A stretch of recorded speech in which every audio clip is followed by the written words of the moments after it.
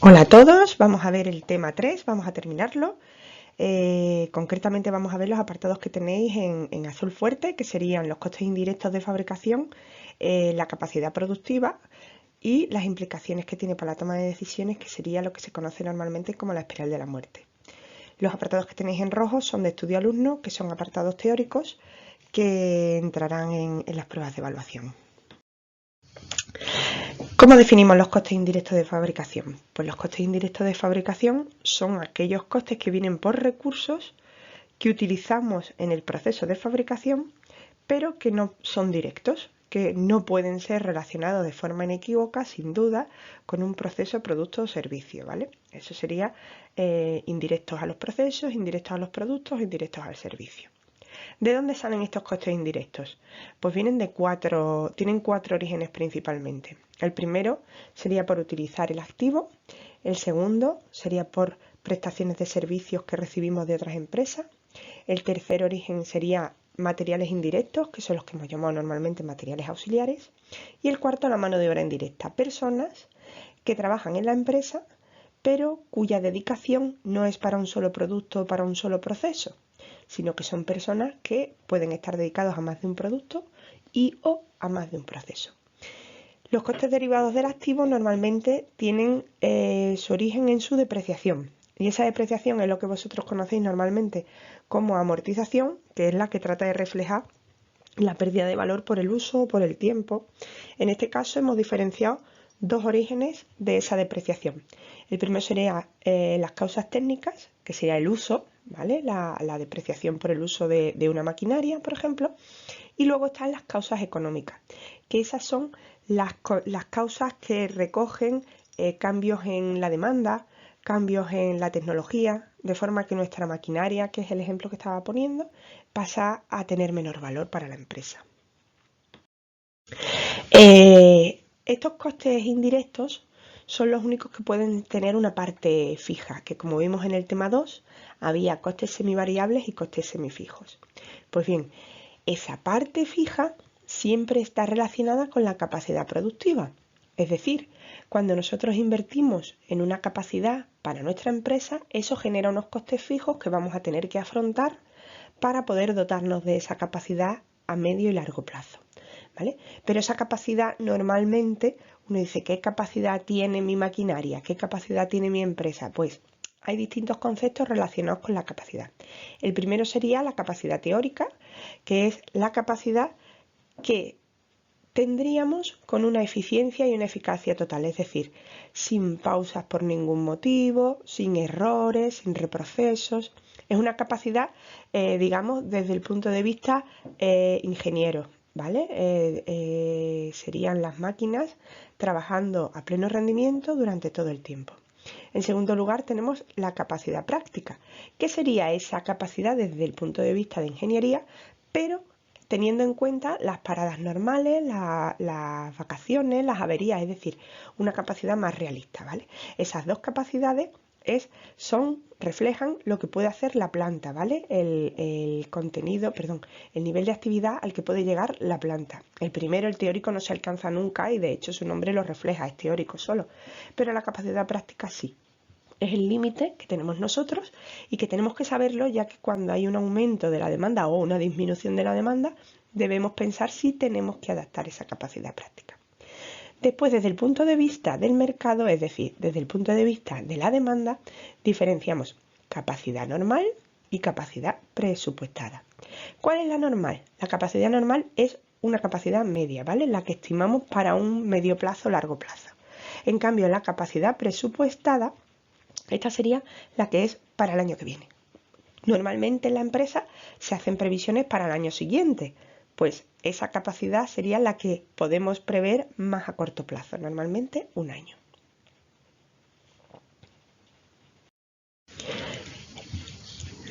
El efecto que tiene la capacidad en el cálculo de costes y por tanto en la fijación de precios lo vamos a ver con el ejemplo Texa, en el que se muestra cómo una empresa, si no prepara bien la información, si no analiza bien la información, puede entrar en una espiral decreciente de demanda o bien en una espiral de la muerte.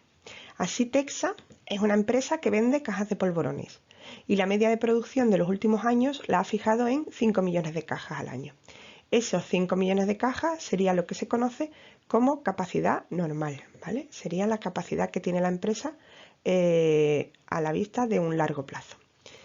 Después, resulta que para el año que viene la empresa prevé producir 4 millones de cajas al año. ¿Por qué? Porque ha habido un aumento de la competencia y nuestra demanda se ha reducido, la demanda de Texas.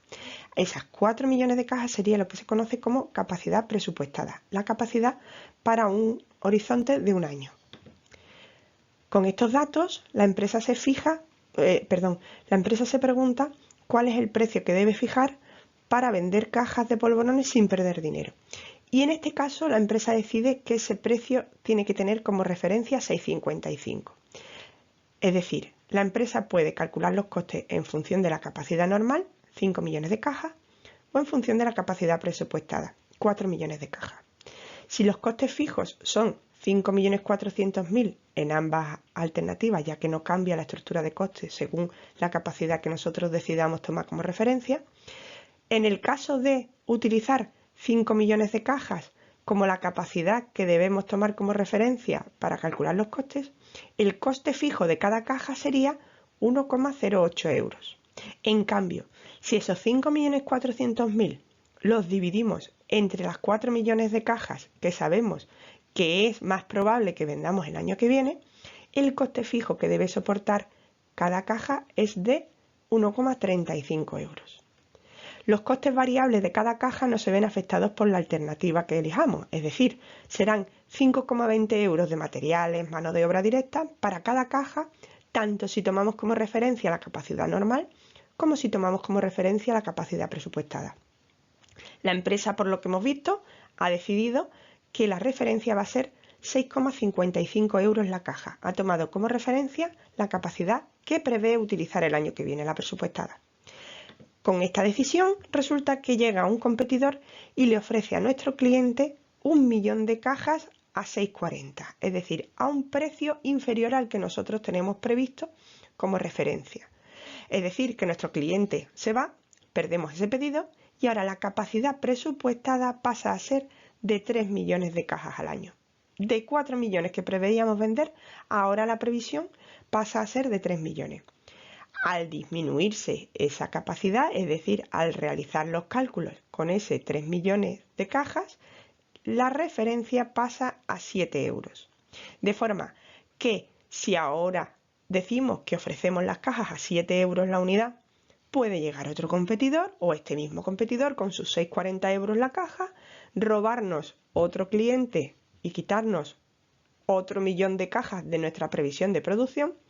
Y entonces pasaríamos a pedir 7,90, 10,60, es decir, eso es lo que se conoce como la espiral decreciente de la demanda, que es que conforme se disminuye el nivel de la capacidad presupuestada, aumenta el coste fijo unitario, que es este que tenemos aquí, en esta columna, ahí iría aumentando el coste fijo unitario, y entonces vamos perdiendo clientes por el aumento de precios debido a nuestro cálculo de costes, ya que nuestra estructura de costes es la misma.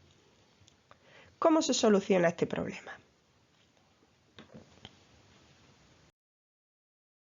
Para evitar esa espiral decreciente de la demanda, la empresa lo que debe es considerar cómo presentar la información. ¿Esto por qué sucede? Porque si las decisiones se toman en base a esa capacidad presupuestada que va cambiando cada año, bajas puntuales de la demanda pueden conllevar subidas de precio y futuras pérdidas de clientes de competitividad. ¿Cómo debemos presentar la información para evitar esta espiral decreciente de la demanda?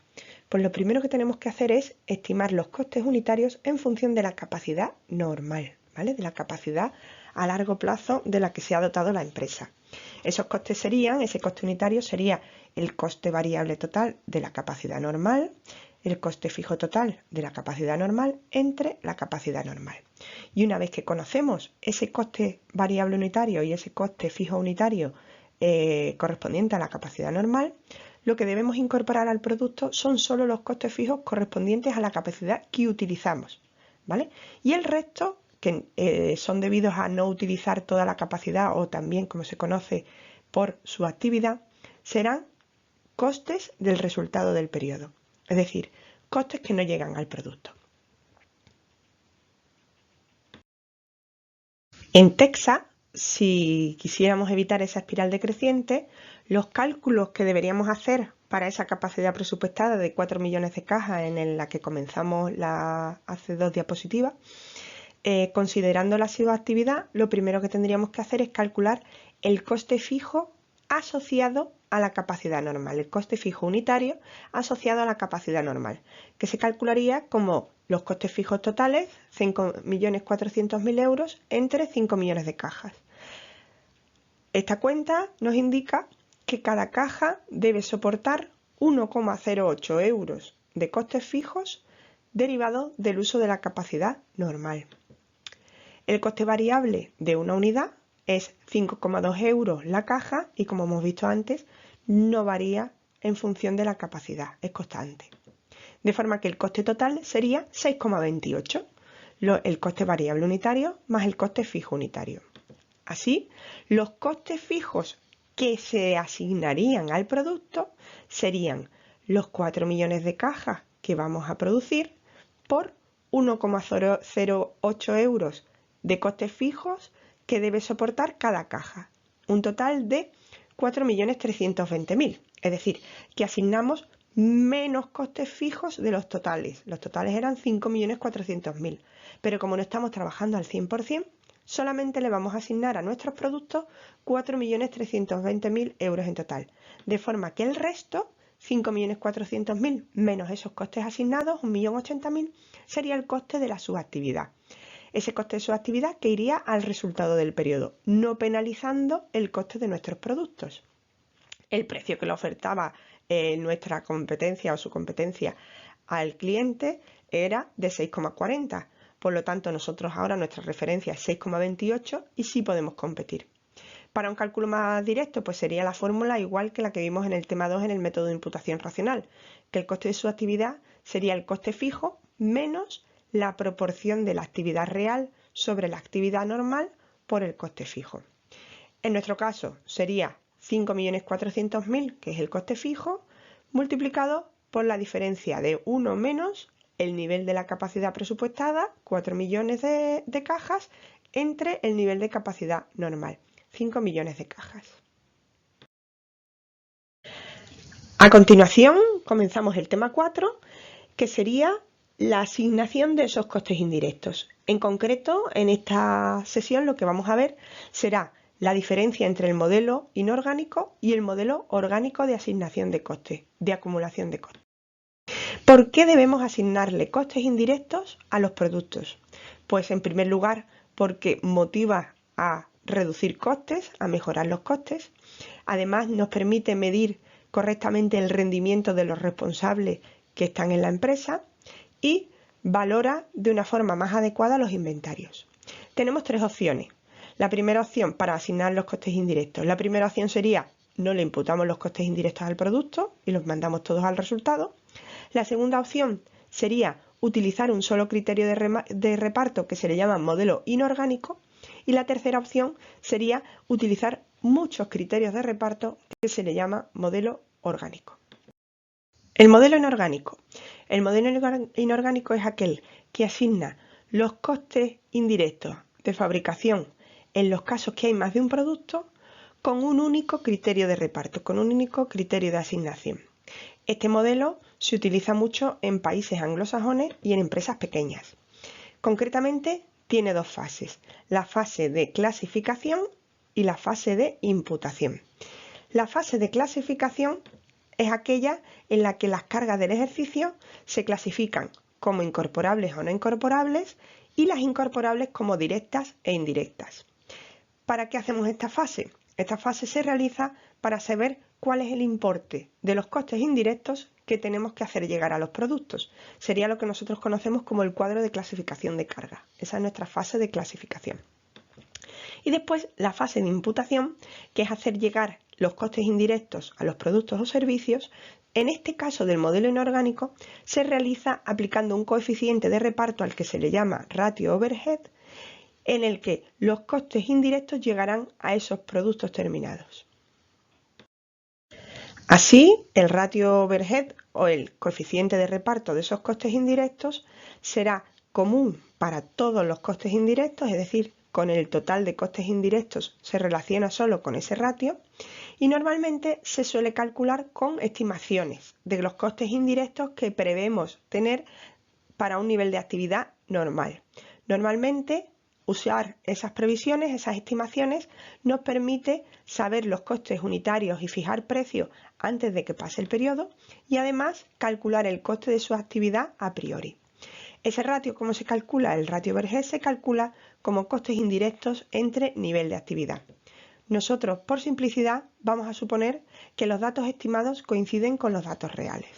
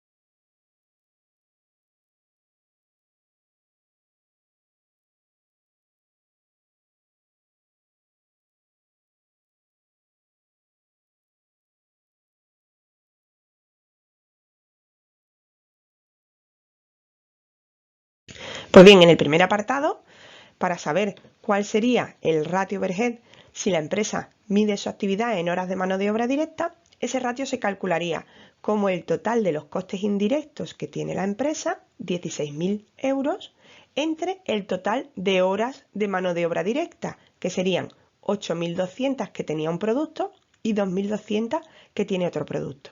Ese ratio entonces nos indica que tenemos que asignarle 1,538 euros a cada hora de mano de obra directa que consumen los productos.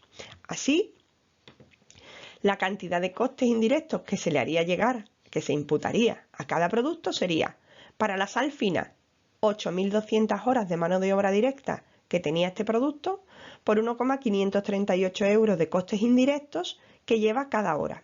12.615 euros de costes indirectos para el producto sal fina. Para el producto sal gorda sería 2.200 horas de mano de obra directa por 1,538 euros de costes indirectos que debe llevar cada hora, lo que nos da un importe de 3.385 euros. De esta forma, hemos asignado el total de los costes indirectos entre los dos productos. La suma de las dos cifras nos da el importe de 16.000 euros, que era el total de costes indirectos. Pero estos costes indirectos no son el coste total del producto. Nosotros tenemos que saber que para calcular ese coste total tenemos que realizar una hoja de imputación o escandallo de costes en el que pondremos por columnas los productos, una última columna total, y la primera parte de esta tabla serán los costes directos y la segunda los costes indirectos. ¿Cuáles eran los costes directos? Pues por un lado la materia prima, que era la sal, y por otro la mano de obra directa. Concretamente, los 70.000 kilos de sal fina los tenemos que multiplicar por 0,3 euros el kilo de materia prima, el kilo de sal, lo que nos da 21.000 euros de materia prima para la sal fina. De igual modo, para la sal gorda serían 9.000 euros de materia prima. Después, la mano de obra directa eran 8.200 horas de mano de obra directa por 20 euros la hora de mano de obra directa. En este caso, el coste directo de mano de obra directa será 164.000 euros y para la sal gorda 44.000 euros. Hay que tener cuidado porque esta cifra de 8.200 y 2.200, aunque se usa para repartir los costes indirectos en función del ratio overhead que hemos planteado, no significa que sean horas de costes indirectos, son horas de mano de obra directa.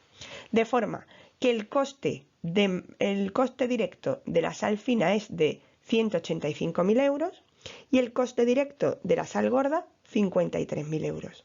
Para la empresa los costes directos ascienden a 238.000 euros.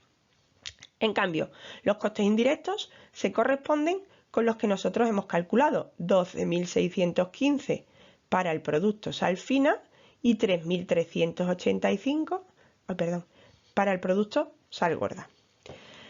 Así tenemos que el coste unitario de 1 kilo de sal fina es de 2,82 euros y el coste unitario de 1 kilo de sal gorda es de 1,879 euros el kilo. El enunciado nos preguntaba qué sucedería si utilizamos como medida de la actividad las unidades producidas. ¿Cómo influye esto en los cálculos de costes? En este caso se nos está pidiendo que el ratio overhead sea calculado en lugar de en función de las horas de mano de obra directa, se calcule en función de las unidades producidas, del nivel de kilos de sal que hemos fabricado. Así, el nuevo ratio overhead serían los mismos 16.000 euros de costes indirectos del apartado anterior, pero en este caso entre los kilos de sal producidos. Este nuevo ratio nos dice que cada kilo de sal debe soportar 0,16 euros de costes indirectos. Imputaríamos de esta forma a la sal fina 11.200 euros de costes indirectos y a la sal gorda 4.800 euros de costes indirectos. El total de costes indirectos sigue siendo 16.000 euros, pero se ha repartido de una forma diferente. Si vemos el coste total de los productos, el apartado de la tabla que indica los costes directos es constante. No cambia entre una tabla y otra, porque los costes directos, no se ven afectados por el criterio de asignación de los costes indirectos. En cambio, los costes indirectos de cada producto han cambiado y por tanto cambia el coste unitario. De este modelo inorgánico podríamos destacar que los costes de los productos serán diferentes si usamos como medida de la actividad en el ratio overhead las horas de mano de obra directa o los kilos producidos. Si nos preguntamos cuál de esas dos medidas es más adecuada, pues la más adecuada teóricamente debería de ser la que mejor refleja el comportamiento de esos costes en relación al producto, es decir, relación causa-efecto.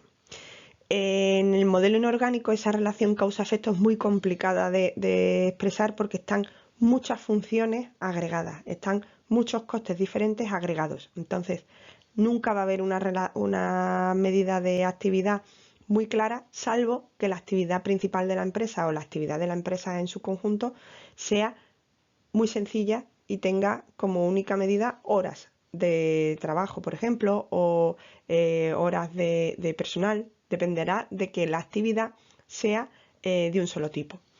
¿Ventajas que tiene este modelo inorgánico? Pues es sencillo, implantarlo es poco costoso y mantener la información al día también. Además, cuando usamos datos estimados, datos a priori, podemos obtener rápidamente un cálculo del coste para el futuro que nos permita tomar decisiones. Sin embargo, como este modelo no controla los costes del proceso, no distingue qué costes se generan dónde, porque agrega todos los costes indirectos. Además, no se plantea en cuál es el origen de los costes, lo que hablábamos antes de la relación causa-efecto.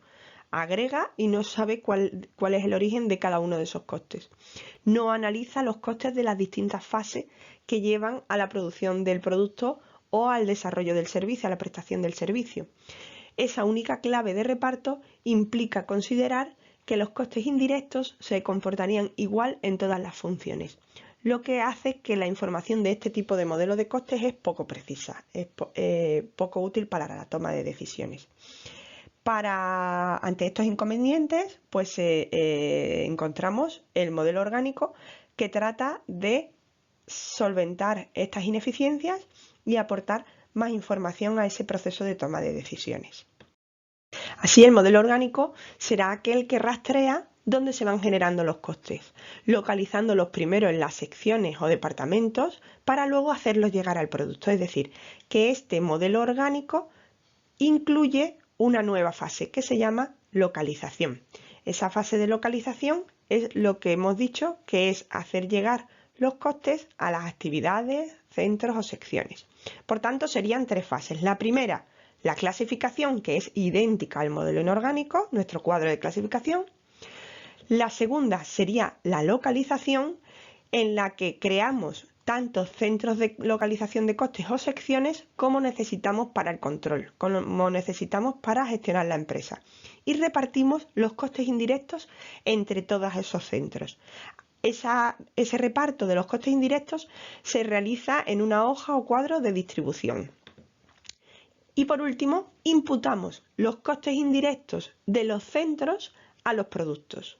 El criterio de reparto o criterio de imputación es uno para cada centro de coste y se llama unidad de obra. Las unidades de obra serían la medida por la que hacemos llegar los costes de las secciones a los productos. Este modelo es el que utilizamos en el trabajo de la asignatura y es en el que nos vamos a basar durante todo el resto del temario. Vamos a aplicar ese modelo orgánico al caso sal fina y sal gorda, Salfig. Supongamos que esos costes indirectos que tenían 16.000 euros de importe, en realidad están formados por dos gastos, por dos recursos. Energía eléctrica, 6.000 euros y amortización, 10.000 euros. Además, sabemos que nuestro proceso productivo estaba dividido en dos centros, esterilizado y envasado. Pues bien, la empresa determina como criterio de reparto, es decir, se plantea que para hacer llegar el coste de la energía eléctrica a esterilizado y envasado lo realizará en función de los kilovatios instalados en cada centro, de forma que aquellos que tienen una potencia instalada más alta soportarán más coste de energía eléctrica. Por el lado de la amortización, la empresa fija el valor del inmovilizado que se amortiza como el criterio de reparto de ese coste de la amortización. Concretamente, la información que nos dicen es que los kilovatios que tenemos en cada centro, esta fila, serían en esterilizado tenemos 40.000 kilovatios instalados, en envasado tenemos 20.000, por lo tanto, la empresa tiene 60.000 kilovatios. Pues la información que tendríamos que elaborar, en primer lugar, sería calcular el coeficiente de reparto. Ese coeficiente de reparto serán 6.000 euros de costes indirectos entre 60.000 kilovatios que tenemos instalados en la empresa. El coeficiente de reparto nos dice que cada kilovatio de cada centro productivo debe soportar 0,1 euros de coste de electricidad. Igualmente, si el inmovilizado material en euros es de 80.000 euros para esterilizado, 20.000 para envasado, los 100.000 euros de inmovilizado material que se utilizan como criterio de reparto nos sirven para calcular 10.000 euros de coste de amortización entre 100.000 euros de valor del inmovilizado material. Cada euro de inmovilizado material debe soportar 0,1 euros de coste de amortización. Una vez que tenemos los valores de los criterios de reparto, localizamos esas cargas indirectas en los centros mediante el cuadro de distribución. El cuadro de distribución tendrá siempre esta estructura. Por columnas tendremos las secciones y por filas tendremos las cargas incorporables indirectas. Pues bien, cada una de esas filas se subdivide en dos. La parte superior que indica el criterio de reparto y la parte inferior en la que se ha calculado los costes que debemos hacer llegar a cada una de esas secciones. En este caso, de 40.000 euros que teníamos, de 40.000 kilovatios que teníamos instalados en esterilizado, multiplicado por 0,1 euros, que es el criterio de reparto, esterilizado debe soportar 4.000 euros de coste de energía. Envasado, que tiene 20.000 kilovatios instalados, debe soportar 2.000 euros de coste de energía. Respecto a la amortización, en función de su inmovilizado, calculamos que son 8.000 y 2.000 euros respectivamente los costes de amortización que deben soportar cada uno de los centros. De esta forma, esos costes indirectos de 16.000 euros que en el modelo inorgánico repartíamos en función a un criterio, aquí se reparten en función a la causa de ese coste. ¿A quién está consumiendo ese coste? De forma que la sección de envasado tendrá 4.000 euros de coste indirecto y la sección de esterilizado tendrá 12.000. Una vez que conocemos los costes indirectos de cada uno de los centros, el siguiente paso será calcular su coste de la unidad de obra, o lo que es lo mismo, el coste de su medida de actividad. La empresa ha establecido que el centro de esterilizado tiene como unidad de obra las horas de mano de obra directa, porque la tarea que realiza es principalmente manual. Y saben que se necesitan 5 veces más horas para hacer la sal fina que para hacer la sal gorda. De forma que serían 1.000 horas para sal gorda y 5.000 para sal fina. Respecto al centro de envasado, la unidad de obra son las horas máquinas porque es una actividad muy mecanizada, con muchas máquinas. Y se sabe que la sal gorda tarda 3 veces menos en envasarse que la sal fina. Pues por los cálculos de proporciones sabemos que son 200 horas para la sal gorda y 600 horas para la sal fina. Con este dato calcularíamos el coste de la unidad de obra.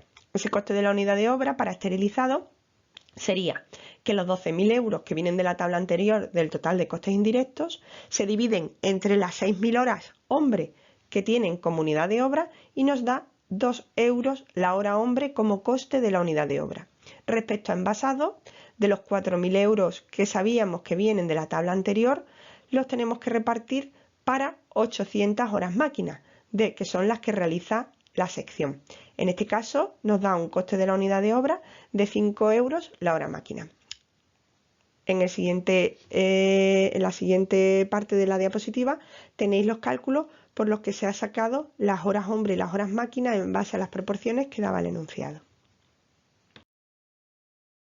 La última fase del cálculo de costes por el modelo orgánico sería la fase de imputación, en el que realizamos una hoja de imputación similar a la que vimos en el modelo inorgánico, pero en este caso tendríamos que los costes directos son los mismos para el modelo orgánico que el modelo inorgánico, es decir, el consumo de materia prima y de mano de obra directas, como dijimos antes, no se ve afectado por la elección de un modelo u otro, pero los costes indirectos ahora se tienen que desagregar por funciones, ¿vale? De forma que conocemos los costes de la función de esterilizado que lleva la sal fina, los costes de la función de esterilizado que lleva la sal gorda, los costes de la función de envasado que lleva la sal fina y los costes de la función de envasado que lleva la sal gorda. De esta forma, el total de costes indirectos para un producto es 13.000 y para el otro 3.000. El coste total, que sería la suma del coste directo más el coste indirecto, nos da 198.000 euros para la sal fina y 56.000 euros para la sal gorda. El coste unitario, que sería calculándolo en función de los kilos producidos, nos daría 2,82 para la sal fina el kilo y 1,86 el kilo de sal gorda. Este modelo orgánico asigna un coste superior al del modelo inorgánico para el producto sal fina y en cambio para el producto sal gorda asigna un coste inferior. ¿Por qué? Porque la sal fina consume más recursos porque tiene un proceso productivo más complejo. Necesita más horas de esterilizado que la sal gorda y necesita más horas de envasado que la sal gorda. En cambio, el modelo inorgánico ignoraba este hecho, ¿vale?